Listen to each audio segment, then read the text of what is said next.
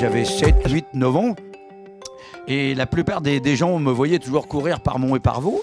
Et les femmes de marins-pêcheurs, quand ils n'étaient pas sûrs si le bateau allait rentrer, me demandaient si je ne voulais pas aller voir au bout de l'acheter. J'arrivais au bout de l'acheter, je regardais un peu.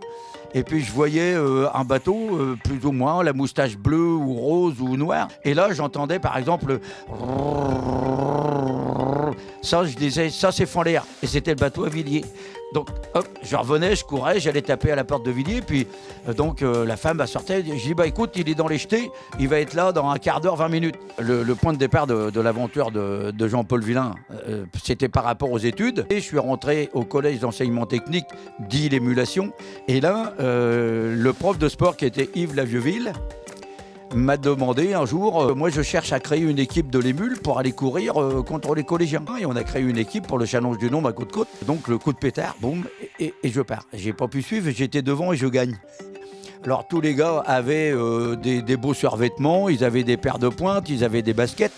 Et moi, j'avais un boxer short, une chemise molletonnée, des gros patogas et des chaussettes de laine qui montaient sous les genoux. Donc grâce à Lavieuville qui était le prof de sport de l'émule, c'est comme ça que j'ai mis le pied à l'étrier pour l'athlétisme.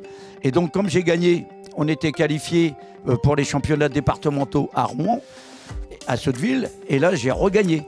Et de ce fait-là, une fois qu'on revenait à l'émule et quand il y avait les séances de basket, de football ou de hand, et ben moi, il me faisait courir dans la cour. Ou si on allait sur la pelouse de la plage, je faisais des tours de plage. Et c'est comme ça que je me suis perfectionné et pris l'habitude de courir assez correctement. Il y a eu les championnats de France scolaires, universitaires et UFOLEP, et je faisais les trois. Si bien que moi, j'avais d'autres copains des régions du Nord ou du Centre qui venaient me voir en me disant « Oh, Popol, laisse-moi le 3000 ou laisse-moi le 1500 ».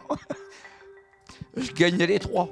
Alors donc, le fait de tous ces résultats en scolaire, la Ligue de Normandie a repéré que j'étais quand même un athlète un peu hors du commun pour l'époque.